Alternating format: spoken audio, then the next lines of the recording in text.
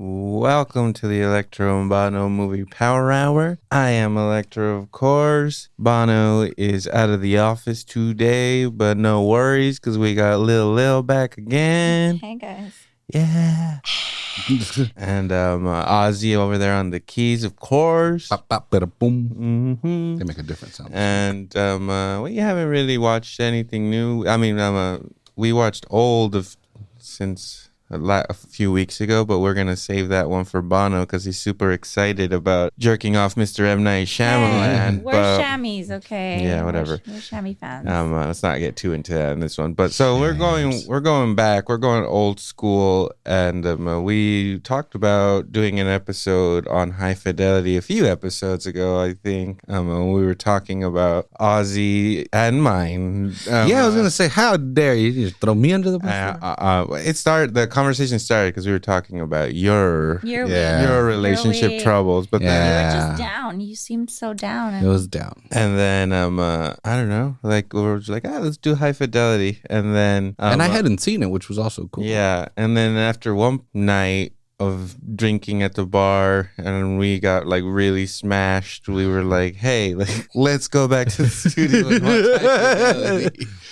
And that's what we did. And we did that. And then I hadn't seen it in 5-6 years or something. And I watched it and I was just like, this movie is just speaking to you. It's just hitting. It's just hitting me very different. And you know what? Not really, because I feel like the first time I watched it, I was also going through some shit like that. So I watched that movie a lot at that time because I was going through like a bad romantic fucking thing as well. And then it just finds its way back into my life again when I'm going through some unfortunate romantic shit. Yeah, because we were talking about rebounds, right? Yeah. So I guess in a sense you're saying it felt like the first time. It felt like the very first time. Like, wow, it's like I'm watching it. Like I didn't know what I was doing. I was very nervous. I hope I could stay up for the whole thing. I kind of wanted to run away. It's like I think Lily's told this. I don't know if she's told it in the podcast before, but when I was a little kid, I was super obsessed with Superman. And then when we went to the Wax Museum. Oh. And you got there's a room where they kind of recreate the Fortress of Solitude, and he's just standing there, and I couldn't take it.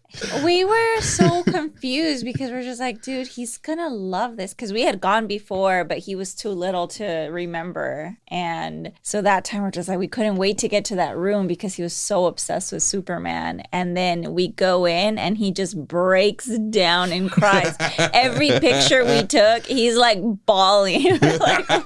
And not because you're sad, right? You're just like emotionally I thought broken. I thought he got scared. So. That's what we all thought. We're just like, this is scary for him. He doesn't like this. I mean, I don't know. No, your heroes are there. It's like so real. Who knows?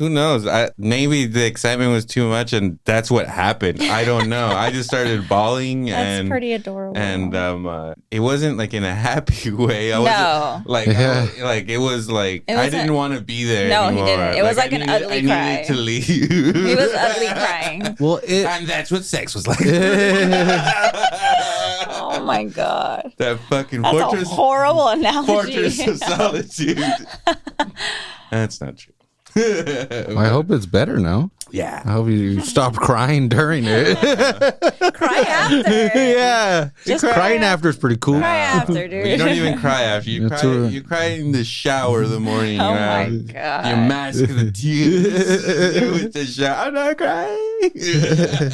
What's this salty discharge? Yeah. No, you can't taste it in the shower, But it's good that we rewatched it because I hadn't seen it in a long time. But what I did remember was that when he was going through the history of his top 5 breakups, I'm just like, there was some rebounds in there. So that it's normal. It's normal for people to do that when they're trying to mend a broken heart. Slut. Absolutely. Well, obviously we're talking.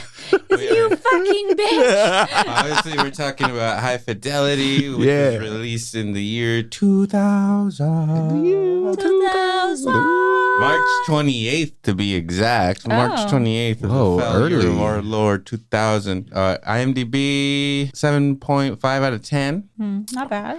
Rotten Tomatoes score of 91%, and then audience score of 90%. The audience knows what's up. Yeah. 9 out of 10 agree. This movie's pretty long too. It's an hour and 54 minutes. I told Lily, let's watch it last night.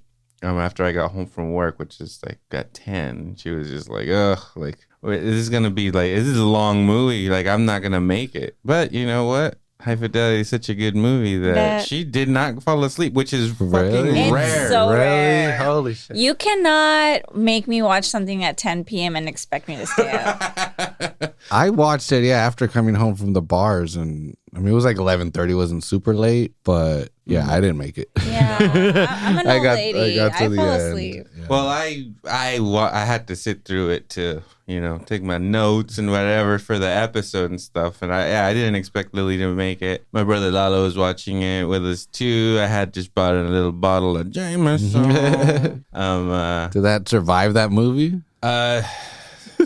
Not a lot of it. I think there's maybe about a quarter left of that bottle. And then also, so we watched it with my brother Lalo, and my brother Lalo's also going through the So he sat there with us the whole time too and watched the whole thing. He's like, wait a second. I can't stand the rain. Let's all heal from our relationships. So this movie was directed by one Stephen Frears. I didn't even look to see what else this guy has directed. I should have done that, but he did one of. I'm not even gonna bring it up because I don't know the movie, but it's memorable in our history. I know that. Well, not me and you. That sounded kind of very personal. I'm like, is your history that long? Oh, yeah. Okay. So the movies he's most known for, I don't even know. I mean, I've heard of them, but I've never watched them. What Dangerous Liaisons. Ooh. Sounds sexy. Philomena. I know what that movie is, but I've never. I tried to watch it, but it was not. I love me some Steve Coogan. So Dirty Pretty Things, whatever the fuck that is. And The Queen with Helen Mirren. Ooh, I need to watch that. I'm very obsessed with the Royals right now. Yeah, so I don't know. I've never seen. I guess High Fidelity is the only movie of his I've ever watched. This was a book written by Nick Hornby. Apparently was like an English writer or whatever. So, so the book all takes place in London. And you sound like you're from London. Dude, that dude, every one of his books, except for one, I think like 8 out of 9 books have been turned into screenplays. What? Yeah. That writer. Movies? Yeah. Hornby? Yeah. Let's see what movies that dude, you're gonna recognize some of them, not just High Fidelity.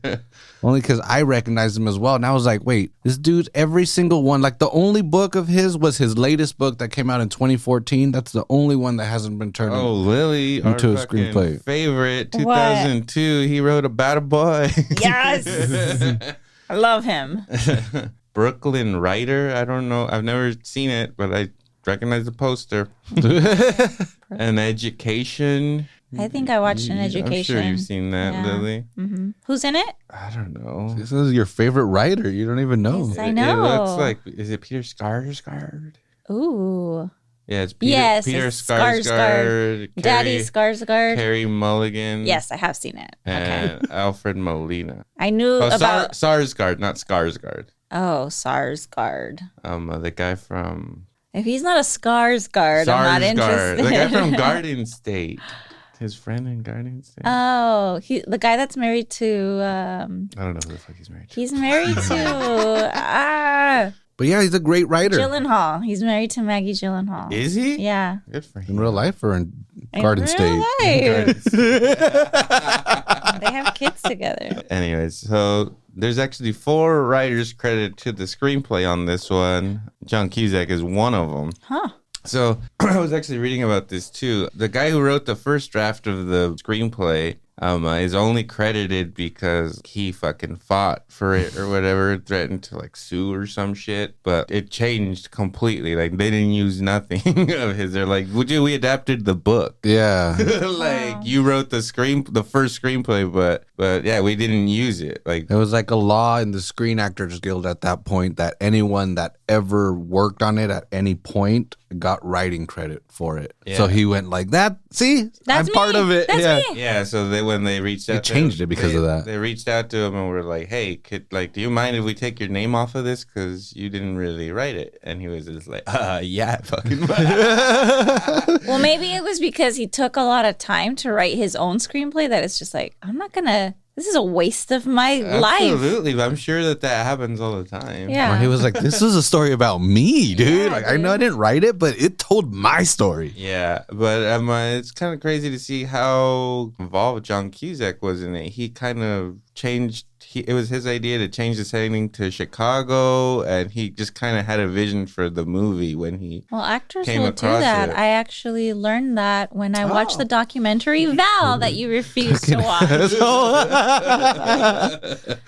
Oh wow! Val Kilmer's documentary. It's so And good on Yeah. Amazon Prime. I He just don't refuses to want watch it because he to. doesn't want to be sad. I don't but want to be sad. It's so movie heavy have that to be you would sad. fucking love it, dude. It's your You need dream. to be sad. It's I'm your already dream. sad. I don't I need know. Val Kilmer's shit on me too.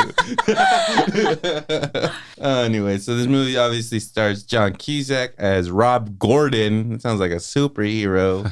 Flash. Mm-hmm. Fuck. Ivan? Her name's Ivan? And her last name's even more confusing to say. Her name's Laura. Ivan Jil. It's spelled like this, Lily. Try to say this. Hjejle. I can't. No. Jil. Smith or something. Jill. Just say Jill. Ivan is her first name. Ivan. Or Ibn? Well, she's hiding an accent in that movie. Like it comes out a little bit. Really? Interesting. Anyway, that's Laura. Todd Lucio? Lucio? I can't read names. Stop saying Lucio? Don't they say it like Chu? Lucho? Lucho Libre? Lucho! Okay, enough. Lucci. He plays Dick, and I fucking love Love Dick. I love Okay, that sounded dirty. Well, there's a little snippit to take out. That's for the soundboard right there. Okay. yeah, so Richard. I love that. I love that actor. I feel like he hasn't been in. He hasn't been in a lot. He was in haven't- Jerry Maguire. I haven't seen. Well, he had like a moment where he was coming out in a lot of stuff, but it was like mid '90s to 2000. But I haven't seen him in anything in a while. I wonder what the hell he's. And that has to be who he is in real life. Like his personality is just so awkward because in Jerry Maguire, he's exactly the same guy. And he's the nanny. And so then when the mom introduces him to Jerry Maguire, she's like, oh, this is the nanny. And he's like, I prefer child technician. Well, he was in The Rock too. He was funny in The Rock. He's in it for like a few seconds, but he's in it. What else? He's known for.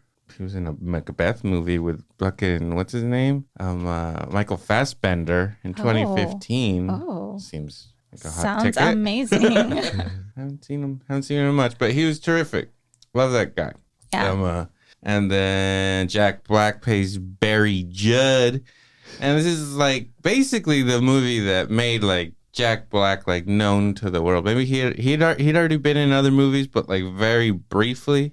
And not like he's in this movie that much, but this is where he gets to. He steals every scene that he's in. This is where he gets to showcase like his personality that we all know him for now. Like it's even a little too. I gotta say, it's a little amped up. If he would have taken that notch down, maybe like one, Yeah, it would have been perfect. I agree. But I mean, it's still good. But yeah, that's just coming out. Because he does eventually, Like later in the career. He's kind of like a Jim Carrey. He's like an overactor. Yeah.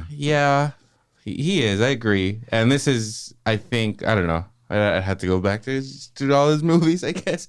But this is ramped up. This does remind me of like early Jim Carrey, just out of control. Yeah, super loud. Mm-hmm. And then also we got Lisa Bonet. Girl, she deserves a little ow, ow, ow. Yeah, that is definitely 3 howls for sure. Yeah, I mean, just like She gave me a bone.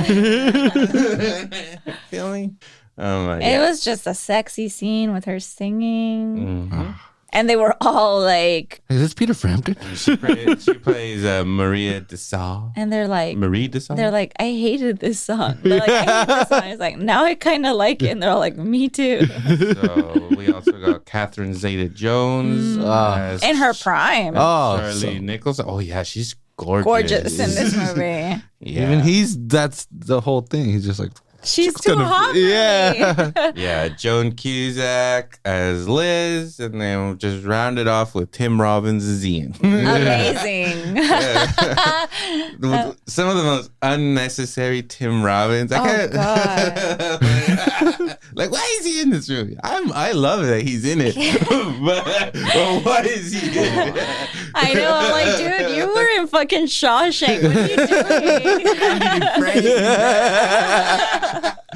Crawled your way out of a shit tunnel, man. I know. I fucking love that movie so much. Why- And then you see him in High Fidelity and you're like, why? Why are you in High Fidelity for 2 minutes? As like, Five. as Let's like say a 5. hippie douchebag. He's great in it. But it just puzzles Fucking me. hair, dude. It just puzzles me that he's in it. Anyway, this movie had a budget of 30 mil. That's pretty a lot. modest for fucking 2000? for 2000 and for the kind of movie this is. Like, They're like in a record store in an apartment the whole Yeah. time. Yeah. this shows you, The music? yeah, maybe the music. It was a really well filmed movie where they're actually using a lot of Chicago landmarks and stuff. So I'm sure it cost a lot of money to film in those places and shit. You know, Okay. who knows? I'm guessing. Definitely did, yeah. No, that added to the realness of the feel of the movie. I think that definitely was on location. Yeah, and it grossed worldwide 47 million, so it kind of made his money back, but it was a bit of a flop right there. Just to give you an example, the number one movie that year was Mission Impossible 2.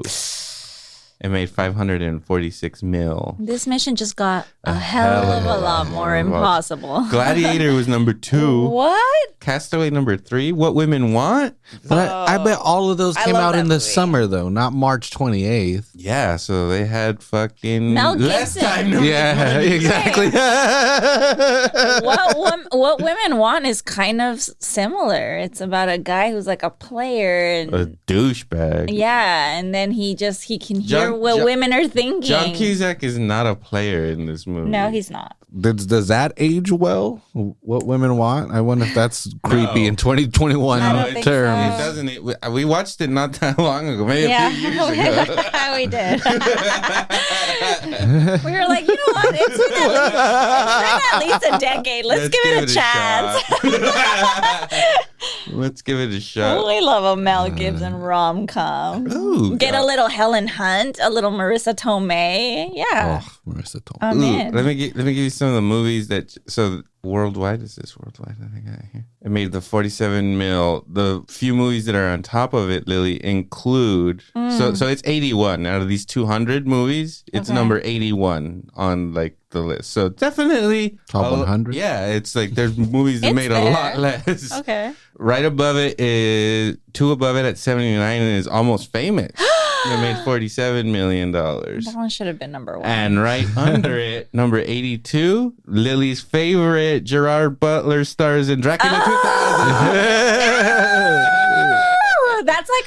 That's like 5 houses. Oh my God, Gerard Butler in Dracula fucking 2000 is so hot, you guys. Jesus. Yeah, I can't argue that. The movie was trash, but I just love watching it. I love that movie. It's a trash movie, but It's I so like good. it. Me too. Are you kidding me? I'll watch it right now. And just one more rounding it off at number 95, American Psycho made $34 million worldwide in the year 2030. That's pretty fucking crazy, isn't it? It is. So that's just kind of painting a picture of where we were in the year 2000. I love it. Fucking Dracula came back as Gerard wow. Butler. We had William Miller out there getting Almost Famous. which that episode has to come. It's coming. We just got in 4K. We got a nice little steel book. Me and Lil. Yep. We're looking at spending at least $200 on. I know. He sends me a link, and I was like, this is like almost my favorite movie, if not my favorite movie of all time. Like, I would spend $200 on this stupid thing. Yeah, it's like a steel case thing. No, it's not a movie. It's the soundtrack, the extended version of the soundtrack that comes in 6 vinyls, 6 LPs. And then it comes with posters. Have you seen this already? Not the item you're talking about. No, but have you seen the movie? Yes. Yeah, I made him watch it. Oh, good. Yeah, I've seen the movie. I was gonna walk out right now. No, I've seen it. It's a great soundtrack. It's worth it. Yeah. It's the reason that I kind of fell in love with Elton John is by watching this movie when I was in high school. So in one of the first songs you hear in High Fidelity is Crocodile Rock by Elton John. It's true. But the first song you hear is a movie called You're Gonna Miss Me by the 13th Floor Elevators. I really like the way the movie starts. It's a great band name. Yeah, I've never even heard of them. I know. Who are they? But They sound very cool. I've heard that song, though. That song sounds very familiar in the opening scene of that movie. And I just love how it starts. You see the needle drop on the record. It's spinning. The song comes on. And then you see it like pans to him. And he's listening to it on his headphones. Mm-hmm. And his first little monologue is just so great. Amazing. When he's like, what came first, the misery or the music? Yeah, I just love that he's basically like saying, it's like there's all these groups that don't want kids to play violent video games or watch violent movies. They're like, but they let them listen to all this music that's like about heartbreak and loss or whatever. Agony. Yeah. And I can relate to that. How many times when I was a kid or to this day do I just like listen to a sad song and I'm just like... It's like what our nieces do. Our nieces have never been in a relationship or had their little heart broken, but they love sad songs so much. They sing them like they've lived through some shit. So it's like a sad song it just gets you. He says like, well, was I miserable because I listened to pop music? Or like, did pop music make me miserable? Jesus. He gives that little monologue and then you realize that his girlfriend is in the process of fucking dipping out. Yeah. She's gathering her shit. And you meet him right off the bat with giving that little monologue, and then you see him be like, you don't have to leave right now, or they're being like irrational or immature guy who's telling her you don't have to leave right now. It's like, dude, she's out the door.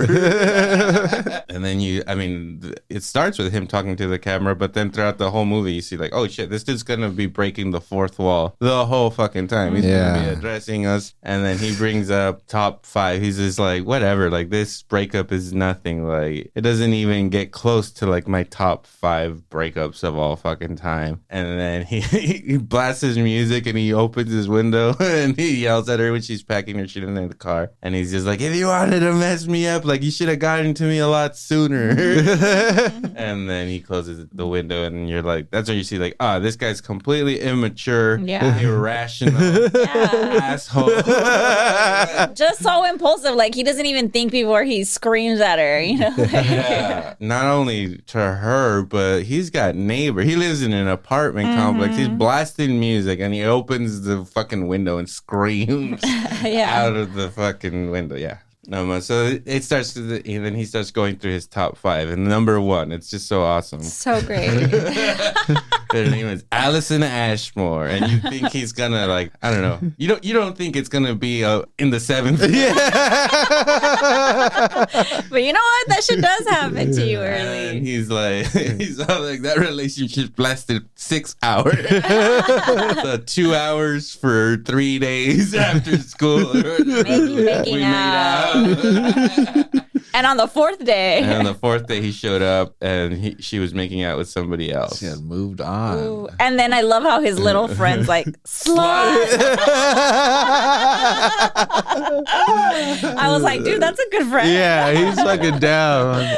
I got your back, boy. Yeah, and then fucking obviously Little Rob is played by Drake Bell from Drake and Josh, Yeah. who just went through some shit. We're not gonna get into it. Let's not. Google Drake Bell. So that's his number 5 or number one. He calls it number 1, but I think he's going chronologically, Yes, he is. not by Like how hard that breakup was. Exactly. So then coming up next, we got Penny Hardwick, who's like this little like sweet blonde girl who Really cute. yeah. So into him. They're in high school. And I love how when you go, like, when you see him at this point in his life, he's like in the lawn. He's got this crazy hairdo, like the Beatles or something. He's got shades on. So you like see him, like, I don't know, like try to act like a dumb teenager. I think that's all fucking hilarious. Like you see him like dressed differently throughout all the breakups and him going through like trends or whatever. It's pretty fucking awesome. But anyway, Penny Hardwick would not let him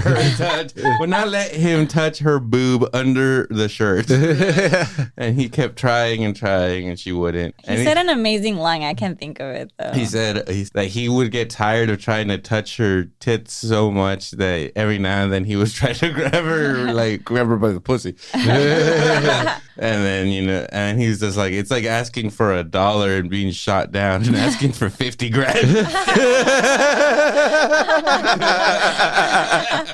Oh, man. Basically, he walks her home one day and then she's like gonna try to make out with him and he's like, what's the point? And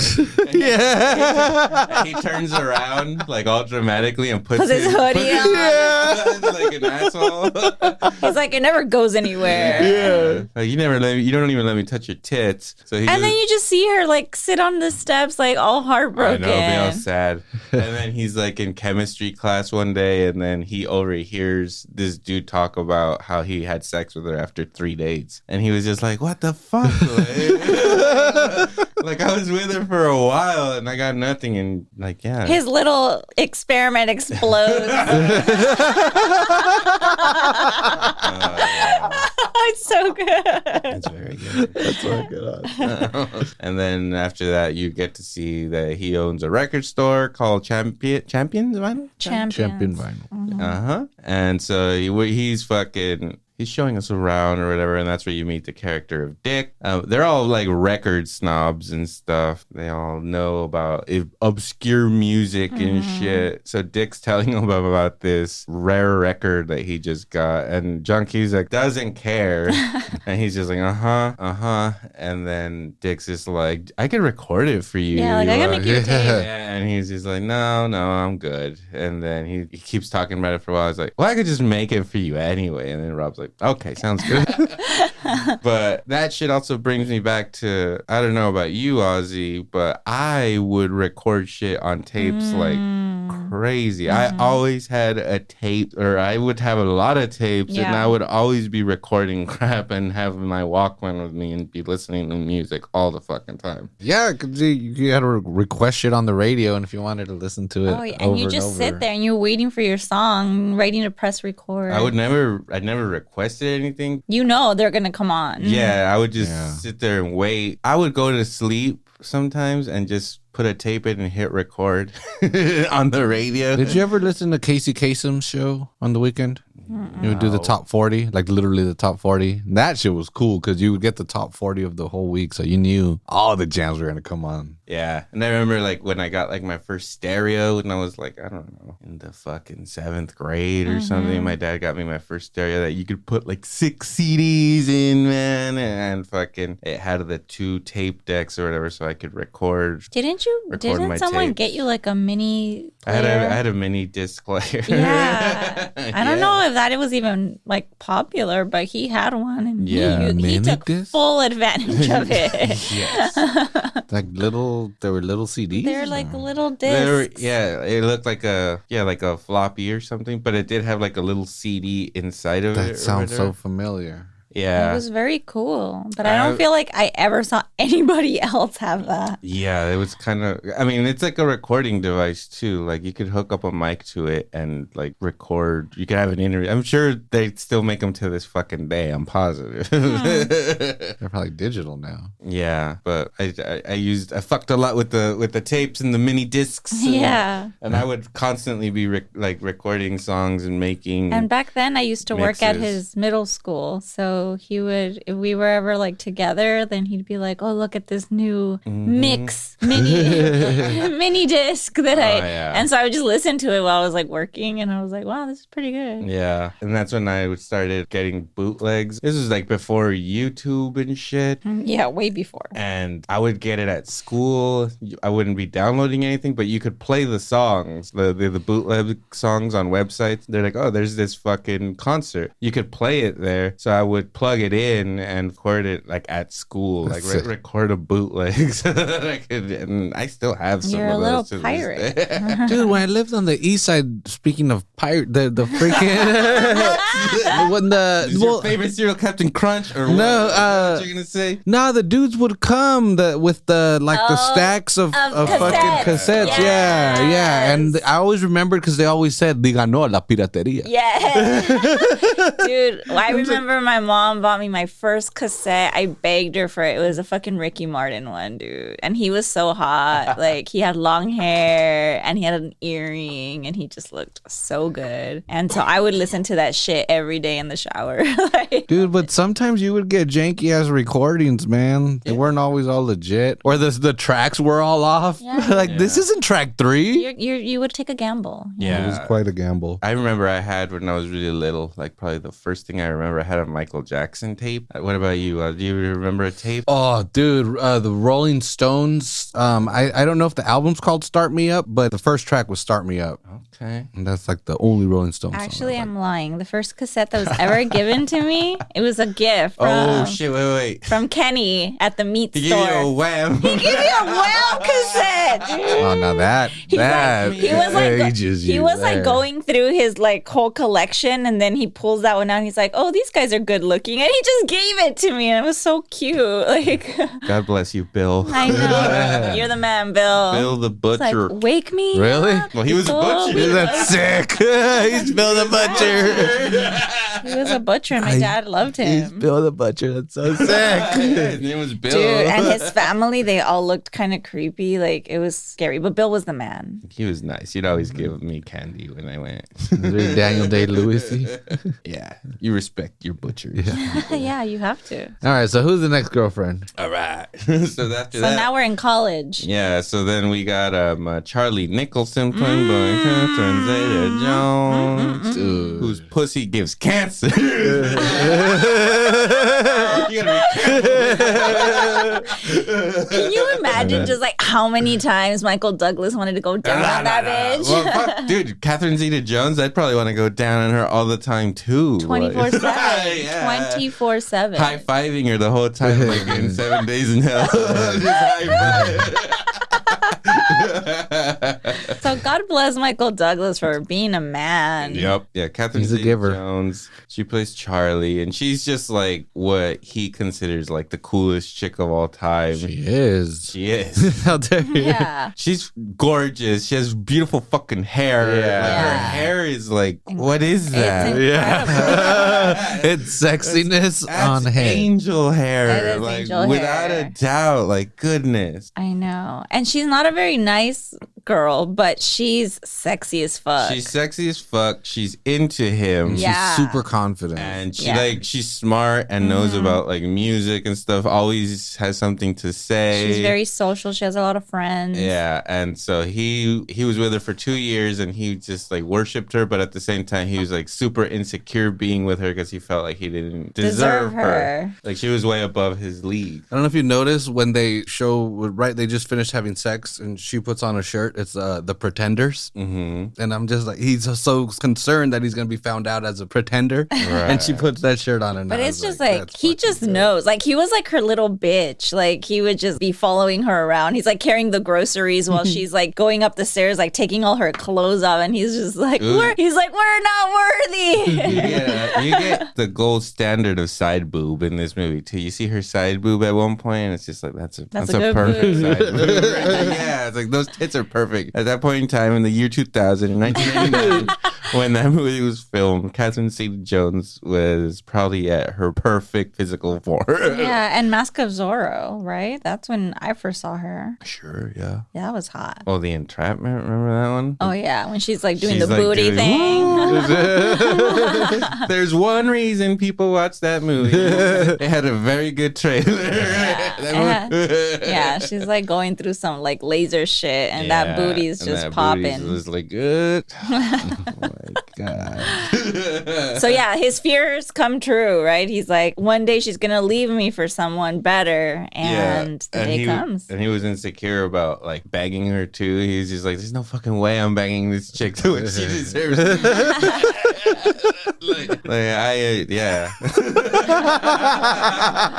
And probably not at that age. No. Well, they were together for 2 years. Jackhammer years. You were together for 2 years. You think You that get better. At some point, you figured out how to have sex with her. Yeah, that's true. You don't hang around for But 2 no, years. if the somebody's sex so isn't good. into themselves, so out of touch with. No, I think he figured out how to bang. Come on, man. But that one like was the first one you see where he's like heartbroken. Yeah. And then so she leaves him for another guy. And then you get, I want to say it's the first rain scene because there's a couple. Yeah, there's so many rain It scenes. rains a lot in Chicago. Yeah.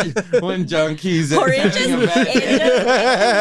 just always rains on his parade, honestly. Man. Just a big fucking cloud over fucking Rob this whole fucking movie. And so you see him, he's outside her window, which also brings back like Say Anything. Yep. He had a Say Anything moment. He's the classic stand outside your window In the rain. something. In the rain, like a stalker. Yeah. Won't say anything. He does the boombox thing. Right. Come on. But he does it Classic. twice. He does it to Charlie and then he does it to Laura. Yeah. But yes, Hit the best scene. Back to Charlie. He's just like, Charlie, you fucking bitch. Let's work it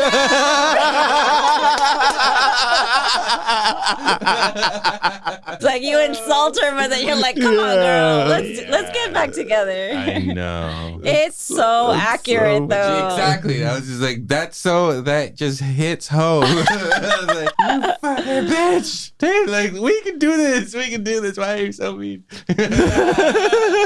And then he's doing that, screaming outside of her window, and then she comes to the window and In a sheet, looking hot as hell, and he kind of is like, like she came to the window. It's gonna work. And then a dude comes right behind her, and he's like, oh, you see. and he's like, "Oh, he's hotter than me." Yeah. And then he just, like, the dude kind of takes her back, like, come on. Let's go have more sex. Yeah. And then so he just walks off, and then he's trying to light a cigarette, like in the fucking pouring rain. Raining hard. And then he can't, so he just fucking loses his mind. Yeah. And he just starts screaming. Obviously, it's not about the fucking cigarette. He's just Right. like screaming in pain on the street. And it's just like, yep, That's we've how all it been goes. there. Oh yeah, in your 20s, I think that's major heartbreak years. Definitely screamed outside. To the heavens. Unfortunately. Like Simba talking to Mufasa's ghost, man. Oh no, like Alfalfa in Little Rascals when he's Yeah. like, and then the clouds part, and God says, "I hate you, Alfalfa."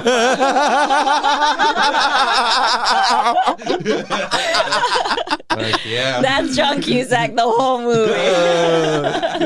So then at this point, I think he's back at the record store, and Laura calls him, and he's just like, I wanted to come over or whatever. And he's like, huh? And she's like, to pick some stuff up. And, and he's just like, man, like, Should have said that quicker. yeah. You see him like she keeps reaching out to him, and he's like, it's not over. yeah, he like as soon as she calls him or whatever, it all like he's closing all the doors and he's getting ready to sit there and talk to her and stuff. And so then at this point, he basically tells his boys at work that he broke up with Laura and stuff. So that's why he's been acting all down and stuff. Because Jack Black, the whole movie is kind of like telling junkies, like, why are you like all fucking sad and shit? It's like, fine, play your sad old bastard music. He tells him he's wearing a Cosby sweater. He said, that's a fucking Cosby sweater. Which is a bigger insult nowadays than it was back then. Totally. And Lisa Boner, she was in the Cosby show. Yeah. That's true. Yeah. Damn. But they invite him to see Lisa Bonet, right? Yeah, so he tells Dick that he broke up with Laura. And that scene is It's like, so awkward. it's so good because he's like, so if you want to tell Barry, like, go ahead and tell Barry, and so that he understands like the way I've been or whatever. And he's like, oh yeah, like, yeah, I was gonna tell him some stuff later anyway, so, so I could just do it then. Like, yeah, no problem. He's so socially awkward. And Junkie's like just sitting there all sad, like kind of looking at him, and he's just like, do you want to talk about it? Like, is that one of these things? And he's just like, no. Go away. That was pretty good for him. At least he realized, like, maybe he wants to talk about it. Yeah, which is also, it's really weird. Like, if you don't, like, lucky for me, I have my sister who I'm really close to or whatever, but if... Have I ever met her? No. Nope. She's not here. But if your close group of people is just dudes, super hard to to talk about your fucking Issues feelings with, yeah. about You have feelings? about what The you're fuck? He has a lot of feelings. about what you're going through, especially like a relationship ends or you're getting your heart broken or something. It's difficult. And you know what, me and Ozzy have actually had talks like that, but obviously we won't fucking I'm a grown up, that's why. No, sometimes he'll call me and I'll be like, hold on, let me like open a bag of chips.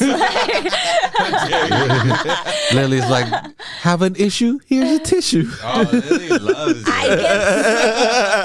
The last time one of the last times he called me, I was literally like laying on my couch. I had just popped 2 edibles. I was about to take a nap and then he fucking calls me and wakes me up. And then I was like, and then he tells me like, I called you for a reason. And I was like, all right, I need to wake up. And even if when I call it, it's still hard for me to say. I have to fucking bullshit with her for like a few minutes before like, oh no, here's the reason. We were laughing. I was really high, so I was like, everything he was telling me was just making me laugh. She was just laughing. She's like, you're so funny. I was like, I'm not being funny.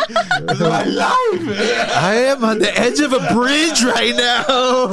Fucking jump. But to my point, I was like in my sweats on my couch by myself with my dogs, and then he tells me what he has to tell me, and I'm just like, dude, I've never been so happier, like to be like single with no drama. I know. It feels great, and he's all like, thanks, like. I'm glad. I'm glad I'm making you feel better.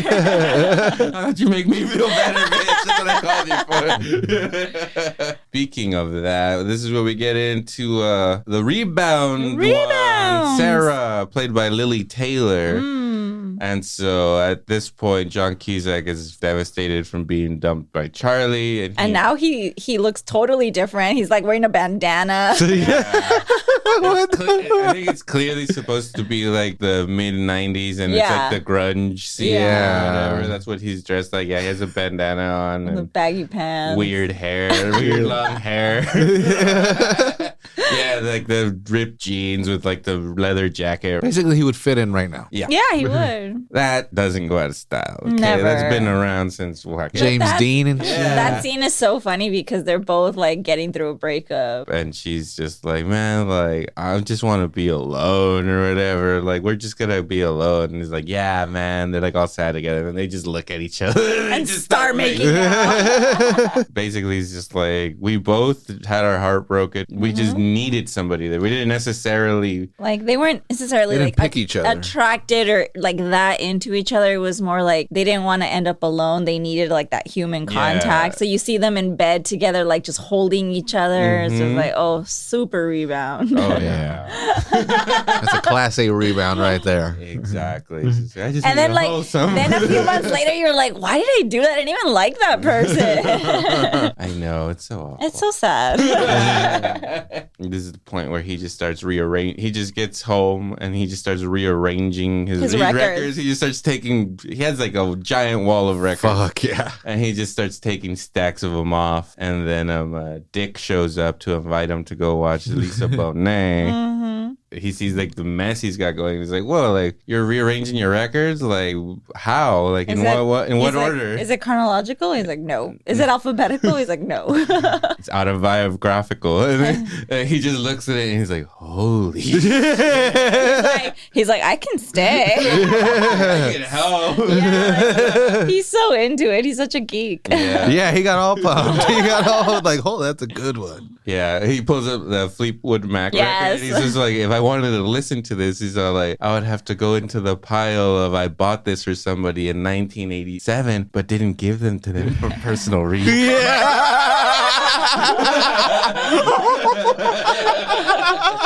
Totally. That's a great record. Yeah, and so he's in the middle of doing that, and his mom calls. And so good. Fucking great scene. She's like all happy, asking about Laura. She basically starts off with saying like, "You're so lucky you have Laura." She's like, we wouldn't be able to get any sleep if you weren't with her. And so he's basically like, "Yeah, well, we broke up," and then she just starts crying. And he's just like, "I'm fine if that's what you're crying about." And he's just like, "No, that's not what I'm crying about." He's like, "Well, it fucking should be." like, what the fuck? He's like, "That's what you always do. You meet a girl, you move in with her, she leaves." It's like, "Mom, one day I'm gonna like end up with someone and give you grandkids. Like, don't worry." And she's just like, by the next time we talk again, I'll have it all figured out. But she's just giving him shit, and he basically tells her to fuck off. Yeah, it's amazing. Because she keeps saying, she says that to him, like, she moves in, and then she, like, dumbs it down. Move in, break up, move in, break up. And he's just like, "Shut up, Mom." And he hangs up on her. And he's like, "That's some cold shit." What the fuck? It's my mom. So true, dude. Moms are fucking brutal. Like, they expect you to be, like, married with kids at a specific age. And I think it's harder on women, though. Like, my mom's always like brutal to me, and I'm just like, I don't give a fuck what you want for me. Like, Mom. She's always telling me. No, Mom. She's always telling me to get married and have children too. Really? But yeah. And you're just like, Ma, the meatloaf. Yeah, Ma, fuck. So then after that, he heads to the Lisa Bonet concert. Yeah, because his mom got him riled up, so he's got to get the fuck out of there. Get out. And I like because he's passing a movie theater on the way there, and he's just like, John Dillinger was shot there by a bunch of cops. I was like, you know who tipped him off? His fucking girl. So like, he just wanted to go to the movies. Fucking women. Yeah, he was going hard. He was mad at all women. Yeah, he was mad. Yeah, but yeah, so he finally gets to the place and tells the door guy, like, "Is that Peter?" Fuck. And you get in there and you see Lisa Bonet just singing that song, like, oozing sexuality. She's super sexy. She's a great actress or something, because she gives off that like rock star, or like not rock star, but like musician, like we're super cool vibe, like perfectly. She does a great fucking job of like her stage presence, the way she's singing the song. It reminds me a lot about like Alison Mosshart from The Kills. She gives like a great, she's a great performer. A great, like, yeah, her body's like just doing a lot. It's just moving in ways that I've never seen before, and it's so fucking hot. Lisa Bonet kind of gave a little bit of that to this performance, and I thought, like, damn, good job. Good job, Lisa. But yeah, so she's singing that song, and they're all kind of, that's just like drooling over her. Jack Black's just like, man, I want to date a musician. And then so he gets home, and his sister left him a message, and it sounds like all nice, like, I'm sorry, like I heard, like I don't want to pick sides. When he knows that, what she's gonna tell her. She's gonna find out, and he's like, oh, fuck.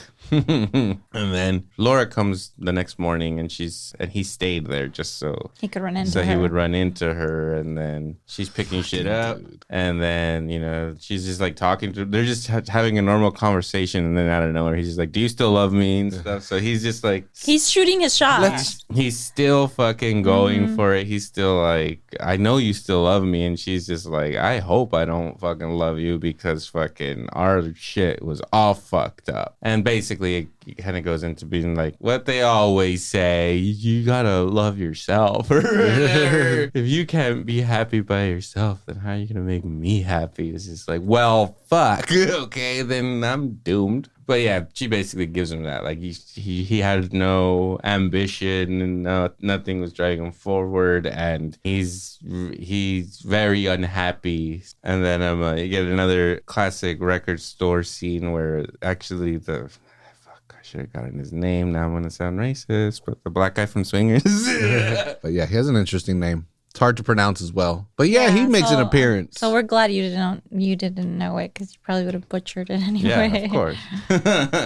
There's this guy there like that's trying to buy a record from Jack Black, like this geek. He's asking for like this Captain Beefheart record or whatever that's supposed to be like limited edition, and then Jack Black like shows it to him, and the guy's like all fucking inspecting it and looking at the grooves and everything, and then Jack Black's just basically like, "Oh, you know what? I'm not selling it this week," and the guy's like, "That's what you said last week." Fucking asshole. And then he leaves like all fucking mad, and then the guy from Swingers is just like, "I don't have that record. I'll buy it for you for $40." And he's just like, "Here you go." Hands it to him.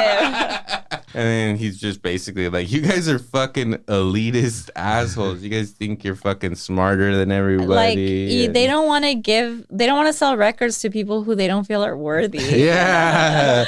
Yeah, they don't care that they don't sell records. It's like, no. Yeah. It's like, yeah, you don't know shit about music. Get out of here. And the guy's name is Alex Desert or Dessert. Dessert? Sounds lovely. It's with one S, so it's Desert, and it's got a little punctuation thing on the little exclamation on the E. Deserte. Desert.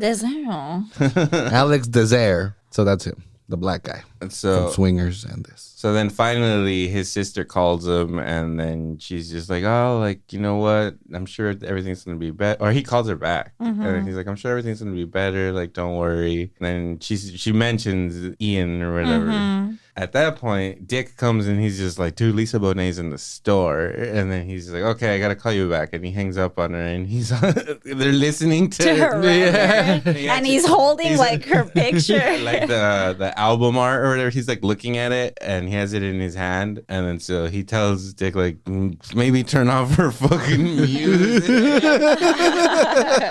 And then he goes out there, and she's like just being all cool and talking to him. And then I don't know, they're like about to start talking, and then he's just like, "Just give me 1 second, I need to go do something in the back, but I'll be right back." And he just goes, closes all the doors, and he's like, "Who the fuck is he?"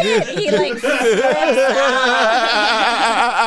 he's like tearing shit off the walls. Yeah. So good. Fucking dude. But it's so good. Like, yeah, there's this new girl there that he's kind of obsessing over at that very moment. Yeah. But just the thought of his ex being with somebody new is just driving him insane. Driving him crazy. And then he's just like, "I need a set. I'll be right back." And just go and be crazy for a while. Like, like, Jesus, who is fucking Ian? And then he just fully obsesses until he figures it out. So then he goes home, and he's just like, she doesn't fucking know an Ian. She doesn't work with an Ian. So like, she's like, she lives an Ian-less existence. Basically, he like leaves to go home and go into bed and be depressed. And then he starts remembering, well, he figures out that he used to live in the floor above him. He checks the mail. Yeah. And then so he was just like, we used to listen to him have sex and stuff. He has a memory of him laying with Laura, and they were listening to him have sex. And it's so messed up too, because she was just like, damn, like they've been going at it for 40 minutes. Like, Jesus. And then she tells him like, I should be so lucky. And it's just like, oh, she's going to end up fucking being a part of those 40 minutes. Yeah. But anyway, got the luck. But anyway, he remembers that, and he starts to think about them fucking, and he starts it's so funny. He starts imagining Tim Robbins, like it's a super funny, like ridiculous sexy, like Top Gun bullshit, like mocking that kind of scene. Like Purple Rain sex. I don't know if you've ever watched it, but it's so ridiculous. Yeah, and he's just like imagining that, and he's under he's under his covers, and he's just like, oh, and he's just like fucking like basically almost crying, and then he starts imagining the sex getting like wilder and wilder, and he's just like, ah. He's like a little boy throwing a tantrum, kicking and screaming in his bed. Yeah, so he's basically crying, doing all that, and then he comes out from under the covers, and he's like, all right. He was about to mention the other girlfriend that was on his top 5. It's like, she was on my top 5, so like, whatever. She just got kicked off. She didn't mean anything to me. She's just like, Laura, congratulations. Like, you've made the top 5. And it's like, oh, poor Rob. Well, all right. Let me derail things real quick. Okay. So let's say there was a movie and all you knew about it was going to be directed by the Coen brothers. What? And you had to choose either Joan or John Cusack to be in it. Who would you prefer to be in it? At this point, I think you go with Joan. John Cusack has, as much as I love him, has fallen. He kind of fell. He fell hard. He hasn't made a good movie but he was making solid. I was a fan. I don't know how long. Yeah, I mean, I was too, but he hasn't made a good movie like in, I don't know, at least 15 years, I would say. But also Joan, I mean, what has she been in? Joan's never nominated for an Oscar. She's never had like her own. She's never been the star of a movie. She's a great character actor. A side character, yeah. And she's amazing. She is amazing. Yeah. I mean, she was so hot in Addams Family Values. Of course. But if I had to go by like acting and shit at this point, I would go with Joan. And then that's why I specifically like the Coen brothers, because it could be funny or it could be dramatic with them. You never know. I feel like so you would need someone with a big range. I love John Cusack though. I love John Cusack too, but I feel like he was like, I don't know, he got stuck on like being this kind of dude that was like so relevant and like so smart and so like famous. He also came out in another movie with Catherine Zeta-Jones, America's Sweetheart. Right. Oh, you know what? The last good movie he did? Hot Tub Time Machine. How long ago? That's the last and good. That That's movie great. is hilarious. That's a great movie. Oh, agreed. How long ago was that? That was a long fucking time ago. Like 20. Maybe he just needed to take a break. He has been making movies. Has he? A lot. Oh. That came out in 2010. 2010. So 11 years, not 15. Sorry, Johnny. I mean, I love all of his rom-coms. But I'm telling you. I even like when he did like Sleepy, what is it? What's the Sleepy Hollow that he was in? No. That's Johnny Depp. No. What was the weird movie he was in? Like he was in like a dark movie. Yeah, no, that's when I started realizing that he lost it. That movie. Oh, in the hotel, the scary hotel. Oh, no, yeah, that one was good. 1408. Yeah. 1408, then 2012 after that. And he was good in Identity. He was good in great. Yeah. Being John Malkovich, dude. That was 1999, That's Lily. a great movie. Like his peak was like 90s, early 2000s, or throughout the 2000s. But then when you started hitting the 2010s, major fucking drop. Must Love Dogs. You know I love that movie. He's obsessed with Dr. Zhivago in that movie. Yeah. Anyways, he starts remembering about all the good times that he had with Laura, and then he starts to realize, like, oh shit, he thought he was kind of miserable with her, but it turns out he was like, oh man, I really like being with her. The good times outweigh the bad. They talk about what ended their relationship. So then, like, his sister walks into his record store, and she's like, "You fucking asshole." And then she just leaves. She just leaves. Yeah. Well, I think she says, "Hey, Rob, You fucking asshole. and she just leaves, and he's like, "Well, hi." He's like, there's 4 things that Laura could have told her. Yeah, and it's basically, it was he cheated on her while she was pregnant, But he didn't know. But he didn't know, and then he borrowed money from her And that he never hasn't paid paid her her back. back. He told her that he was unhappy and was like looking That at he would consider dating being with other people. They show her saying that to Joan Cusack and her being like outraged about it. But then you hear like his side of the story. He's just like, did those things happen? Like for sure, but Not the way she said yeah, him. like fucking like, yeah, I slept with somebody else. Like I Ouch, for sorry. show. And he was just like, but that was way before I knew she was fucking pregnant. Like I had no idea. She didn't even tell him that she was pregnant until like she had the A word. she had an abortion. Like, and they were going through like a good point in their relationship. Yeah. They were like happy again. And then he brought up like having kids, and then she just starts crying, and then she confesses to him that she had an abortion. And then he gets upset with her. Yeah. It's like, it was my kid too. Mm-hmm. So then that basically is one of the things that help break them up. Could have got my mom off my back. If you really think about it, it's almost like she gets him back because you find out this guy was their neighbor. That's probably how she met him. And when she left him, she moved in with Ian. So she cheated on him too. Yeah. Bitch. Fucking monogamy. Upstairs. So then after this... Yeah, I don't want to be in a relationship now. I said that to my brother after watching Annihilation with him. I was like, you know what? I don't need this anymore. I'm good. We had also eaten mushroom. So you were speaking the real truth. Yeah. You were seeing the movie was hitting us hard. I was like, I don't need this drama in my life. Yeah, and I've been going through like my bullshit for like fucking 4 months already of unpleasant. I joked with him and I was like, every time you call me, you tell me the same story. I'm like, I feel like you guys have broken up 34 times. I would say about every 3 days we break up. break up to make up, man. That's a song and everything. Mm-hmm. And it's awful. Yep. Yeah, so then he gets the idea to start calling the women in his top 5 to see how they're doing. So he calls that first girl back, the from the 7th grade. And her mom answers. Her mom answers, and she's like, "Who is this?" He's like, "I'm her first boyfriend, like Rob or whatever." And she's just like, "You are not her first boyfriend. Like she married her first boyfriend." And he's just like, You can't handle that he's just shit. like, well, technically, I was her first. She She's kissed just like, me what? for him.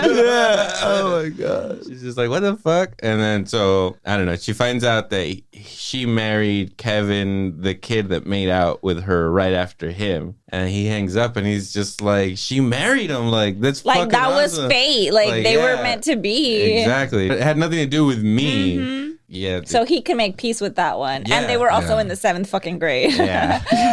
And then so then he gets the idea like, dude, I want to reach out to all of these girls, try to figure out why their relationship failed. And then while he has this idea, Bruce Springsteen is in his bedroom, like playing the blues, kind of being like, yeah, man, you should do that.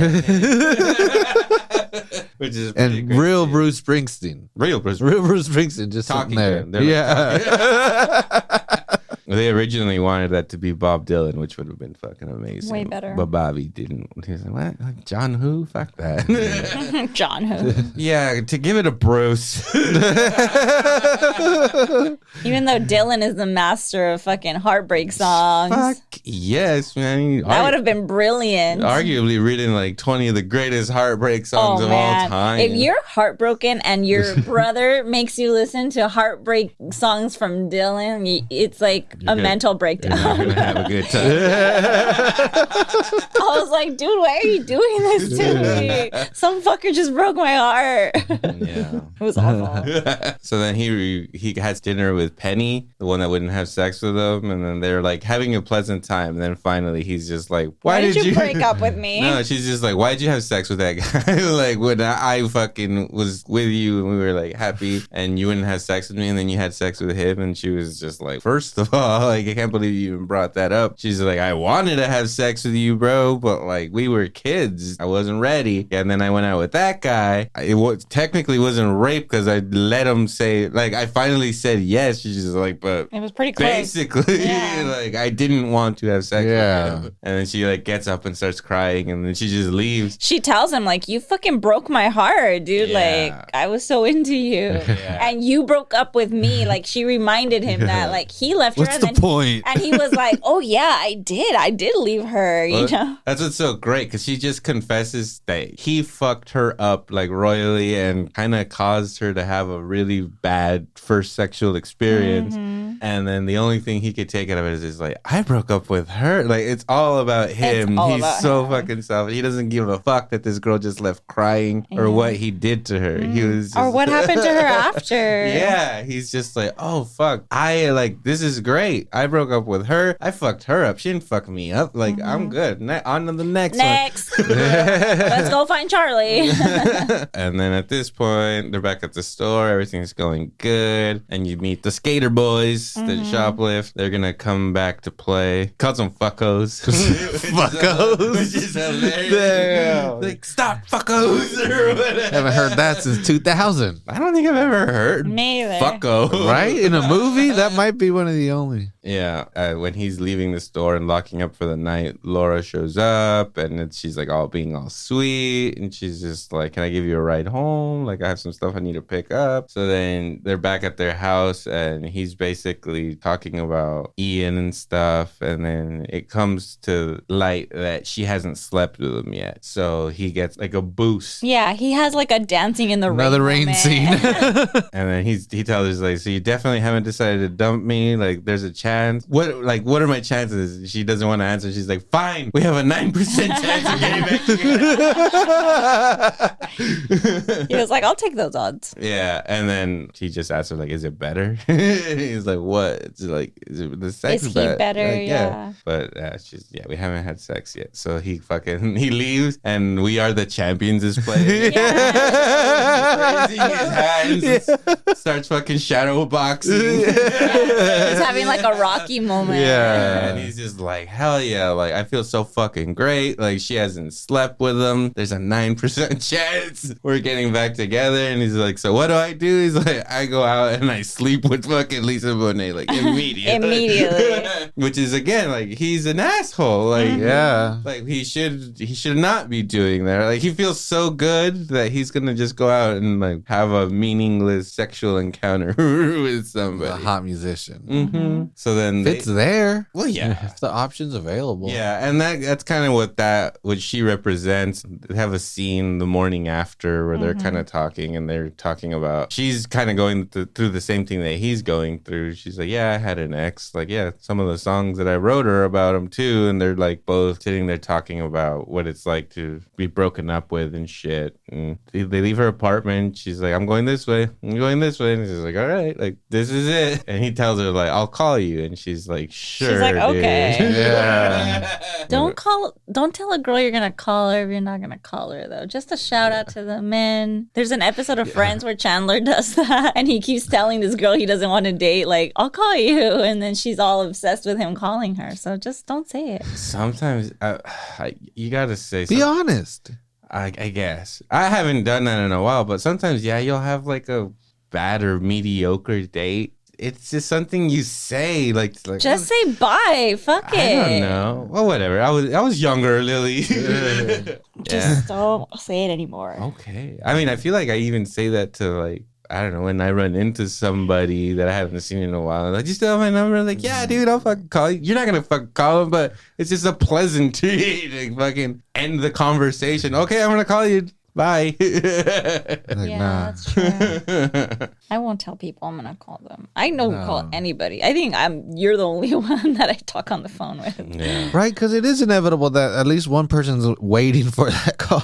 And you were just being polite. Or a text. Like, nobody calls each other anymore. Yeah, But that's like, kind of weird. but yeah, it's like you're texting. You Yeah. know, at least a little like I had a good time text. You know. So then he's calling Laura a lot, and then he's just like, come on, just go out with me, go out with me. So they go out, and then they sit down. The first thing he asks is like, have you slept with him yet? And she's Classic. just like, is that why you asked me out? And he's like, yes, dude. That is all I want to know. Have you slept with him yet? She's like, all right, what do you want to know? She's like, have you slept with, or tell me you haven't slept with him, and like, let it be true. And she's just like, I can't tell you I that. can't say that to you, bro. And then he just Flips on him. he just gets up and leaves. And then, yeah, so he's like, again, crying and walking home in the rain, all fucking sad. And he just gets home and he's just like sitting there on his chair, like crying. And Laura keeps calling him over and over. He's not answering. Mm-hmm. And then he finally answers and she's like, come on, like, let's talk about it. Let's go out. Let's have a drink. Let's talk. And he's just like, dude, like, I don't want to talk to you. And she tells him, like,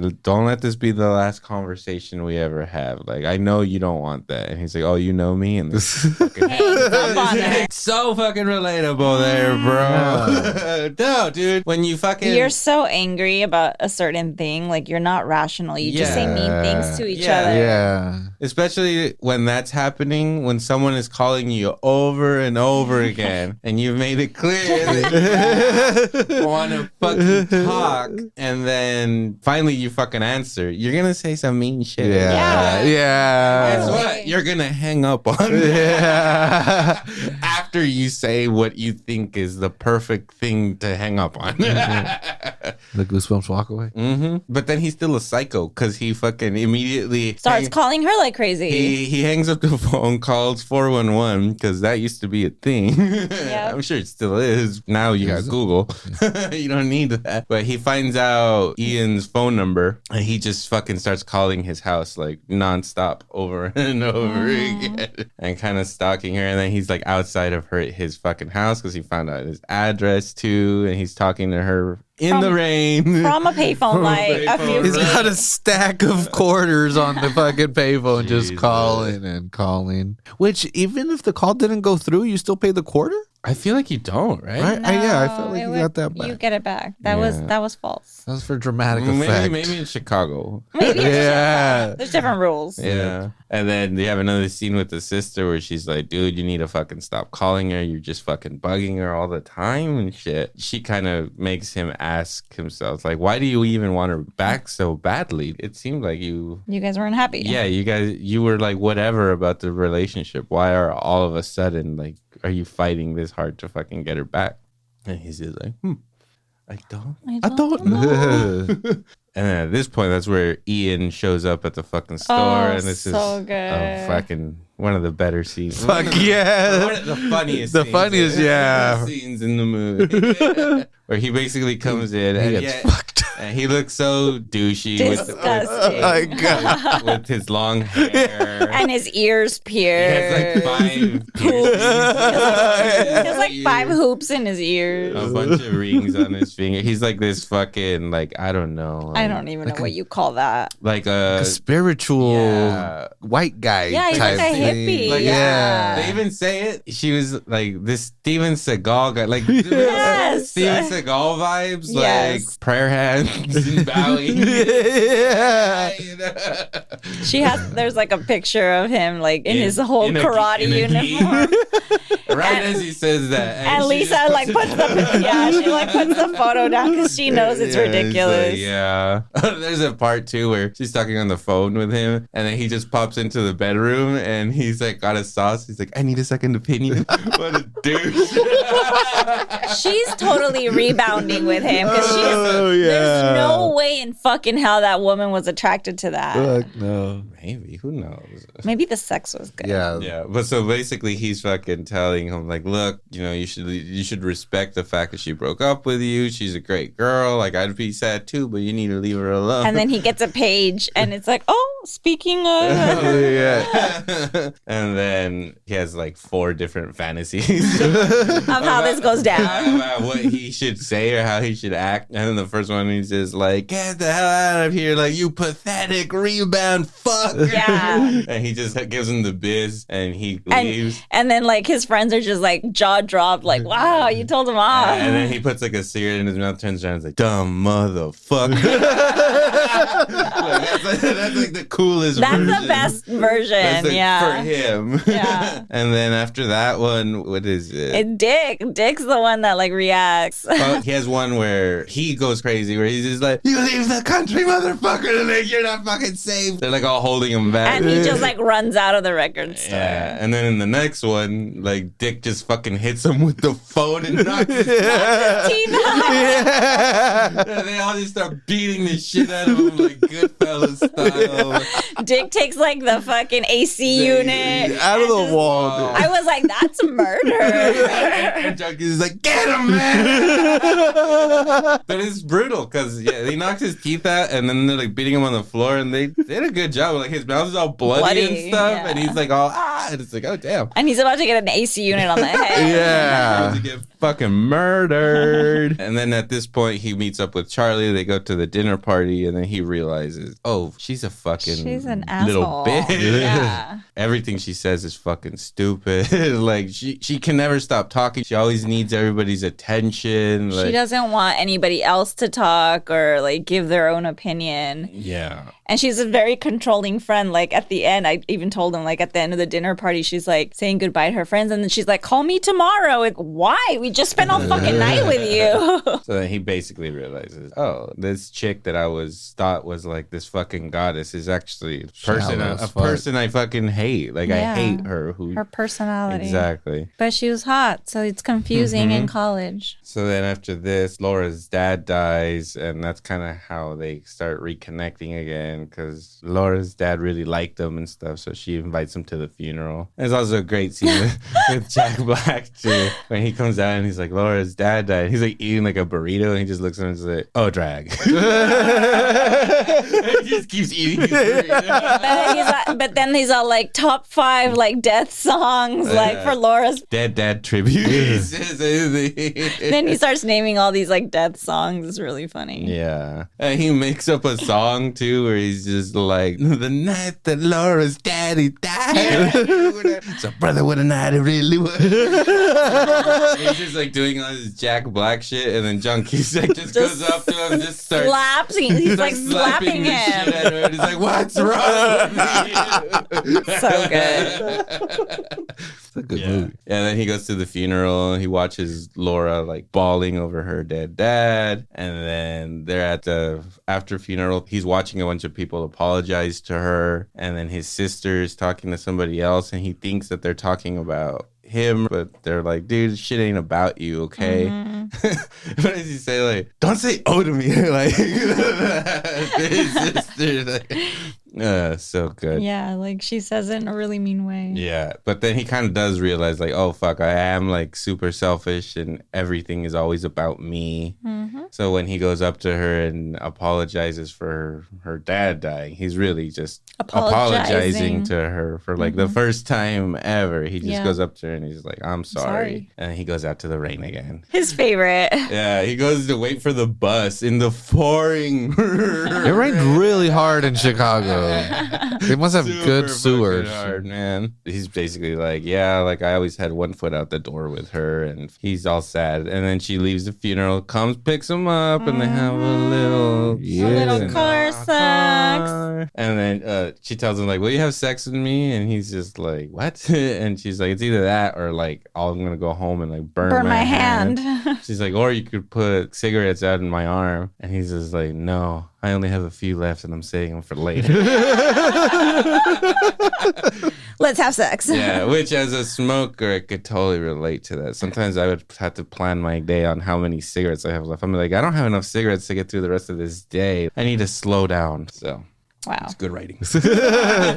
And so basically they end up getting back together right there, and then it's like all good. It's all cute. Which is weird. It feels so weird to see them cute for like the last 10 minutes of the movie, because you're just like, they're just fucking hating on each other the whole time. But then I like, it's kind of realistic, because then, you know, he's back with her and he's all happy with her and shit. And then a hot girl comes into the to the record store, and she's just like all kind of flirting with him or whatever, and he's like being tempted by it and shit. And he's making tapes for her and stuff. And then, like, the next day or whatever, he asks Laura to marry her, and she was like, you were making tapes for that fucking like, 2 days ago.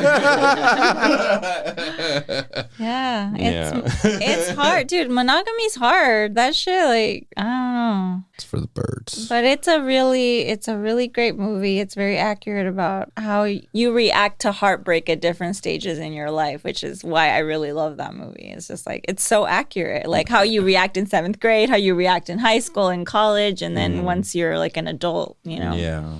You never grow up. So do you guys have like your, like not top 5, but maybe top 2 breakups? Oh, definitely. What are they? I have been messed up. Well, like, whatever. I won't say no names, obviously. Why are we saying the same thing? You've been around my life, Lily, but the first time I had my heart broken is probably the worst. The worst, yeah.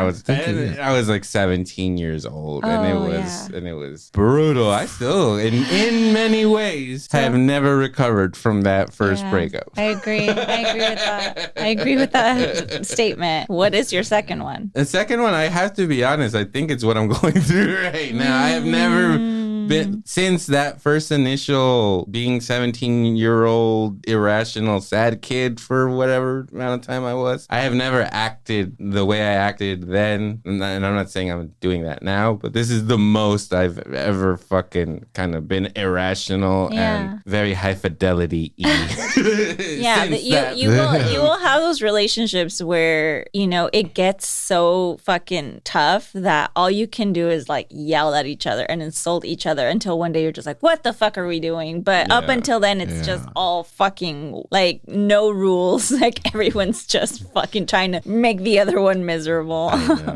And you know each other so well, so you have like pretty sharp weapons. You know how to push each other's buttons. It's awful. What about you, Oz? Well, obviously, again, to me the first long-term relationship that ended, that shit took me years to recover from. We're together for like 2 or 3 years, you know, also, and I was 20 or something when that went to hell, and then because it was strange, because again it was around, she stayed around but social circles and all that, and that that never ends well. One, and then the second one would be that pretty similar situation that happened more recently. But again, that one was way easier. I don't know, I'm getting way better at. But were you do you feel like your heartbreak was more than the girl's heartbreak? Oh fuck yeah. Yeah if you get over me that quickly. It must be right. Like Jesus. Like it didn't even hurt for a day or something. Damn. Yeah. Oh yeah, I think when they move on quickly, that's the worst. Probably. Well, and when it was falling apart, I specifically, and this is where I want to be like, dude, I was so right. Can I get that credit? But like when we were having those arguments, like you were saying at that point, you know, where it's just all arguments at the end, it was like, dude, that I can feel that is that you don't love, like when you say that, that's just, you feel like, oh, we've been together enough, you have to say that, but that you don't mean that shit. Like you could literally replace me with a dog, you know, and that's all the comfort that you need. You know, you're gonna hug on something and it's warm. Like it's not me. There's nothing special about me. I have to tell you guys that probably at least my real adult relationships, like every time I broke up, I got a fucking dog. Like it's a real thing. Like you need a companion, like someone who's gonna be there with you, because that shit hurts. Well, I definitely have been relying on my dog way more. Oh yeah, Scouty is a sweetie pie. I have my beagle, and she has been sleeping with me every night. Yeah, I think for me the roughest one was high school. That high school breakup, like that broke me, because it's like girls, I think they just think differently. Like they just think like, oh, you can be that girl that meets like your high school sweetheart and you marry them and you know whatever, and then when that shit doesn't happen, it's brutal. It's not just girls. I thought that too. Did you? I don't know. When I was my first one, I feel like guys aren't trying to get married when they're in high school. I don't think you ever love that hard again. Like that first love, the real shit, when it's raw and innocent. That and you like whatever. You don't know no better. You give into everything, and then for the next time you're in a relationship, there's more walls up. Right. You start to protect your heart more. But more walls go up every relationship. Yeah. I feel. But my second one, I would say, is when I dated an Indian guy, and I was really in love with him. And that was the reason we broke up, was because his parents are still very traditional. They wanted him to marry an Indian girl. And he assured me that was like, he was never going to do that. I'm not going to be that guy that gets like an arranged marriage. And when his parents found out, they like ruined our relationship, and we ended up breaking up. And that one hurt almost as much as the high school one, just because like I didn't feel like I had a choice. Like we both still fucking loved each other, but we just couldn't be together. And that blew my mind. I'm like, but culture. It blew my mind. I'm just like, this only happened like 5 years ago. Like what? How the fuck is that still happening? You know? So it was just something I couldn't understand. Damn. I want a cultural breakup. I want to go find a Swiss girl or some shit. Like, what do y'all do that my family hates? I don't think the Swiss are arranging marriages. Yeah, they're probably friendly people. And my mom would be so happy I was dating a white girl. She would be happy? She wants you to be with a white girl? Like, Dude, my mom just would. All she wants is for me to be with a Mexican girl. Yeah, someone that understands Really? Mexican. If I'm not dating somebody who's Mexican, she's just like, this isn't gonna work. I've dated a lot of people that are not Mexican. Every time they're just like, God damn it, can they speak the same language that we do? So mean about it too. Like when it would end, we're like, I'm glad it didn't work. Jeez. Thank you. Would you guys get together to do that? I know. You know what? I'm gonna marry a white guy. They seem chill. They seem for. Sure. They don't try to force their culture on you. Well, I think we've all been guilty of the heartbreak. We've all been guilty of the rebound. And this movie tells it very well. And if you haven't, live a little. Get your heart broken. Take a chance. There's a lot of ugly people out there. Yeah. Break some hearts too. There's a lot of ugly people out there that unfortunately will never go through any of this. Not even ugly, man. They go through their own sorrow. Yeah, not So ugly. there are attractive people that are socially stupid that just ruin. And there's really ugly people that Just have a game. yeah, that can be very hate social. I hate that. Yeah, basically, if your parents fucked you up, Which they did. you might be alone forever because you'll never be able to be in a fucking relationship. Well, and dude, why is alone forever a bad thing? It's like we not. still keep saying that like we're supposed to end up with people. You're not. We're not. At this point, Biology. I would be so happy to be alone for the rest of my life. Pretty all right. Yeah, well, we'll So see. if you're under 25, I'm still grieving over here. So I'm trying so hard not to be alone right now. I know. He's like 1 or 2 phone calls away from telling me he had a rebound. No. You too, Oz. You should go get a rebound. I've been trying. I'm on the court. I've been trying. I'm on the court, sitting under the hoop, trying to get this rebound. Come on. Someone miss a shot. Somebody exactly. Someone miss a shot. Someone fuck up. I am here. Or someone have too many shots, and then it makes it easier for you. There you go. Well, anyways, let's wrap this. Let's just lick our wounds later. Fantastic film. One of the better breakup movies. But this movie and Top 5 breakup movies right now. this movie and Swingers always stood out to me as like movies that I would watch when I was all sad after like a breakup and shit. These 2 movies have been there for me. So I don't know. I can't really think of any other like breakup movies for dudes that I can think. Oh wait, you know what? I only watched it once though. But 500 Days of Summer, I guess. Oh yeah, that's a good damn. one. But yeah, I only watched that movie once, and I was like, I can't be watching this shit. That one was too brutal for me.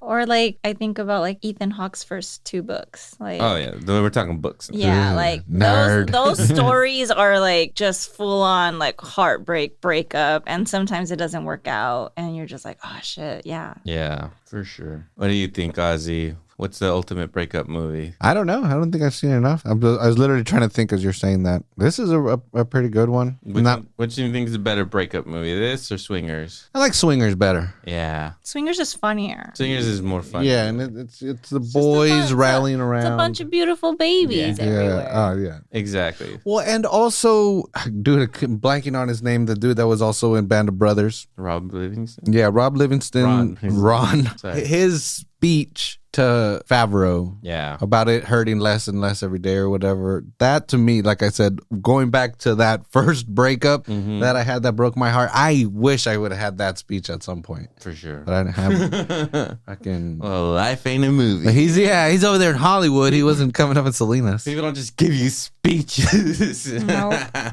Anyways, if you guys haven't seen High Fidelity, you guys should definitely check it out. All recommending it here. Wow, we didn't even get into the show reboot that they did. We didn't watch it, but there was a reboot. But it had Lisa Bonet's daughter, Zoe Kravitz, playing the Robin, the show or whatever. Imagine that sex, Lenny Kravitz and Lisa Bonet. I have imagined this. Holy fuck.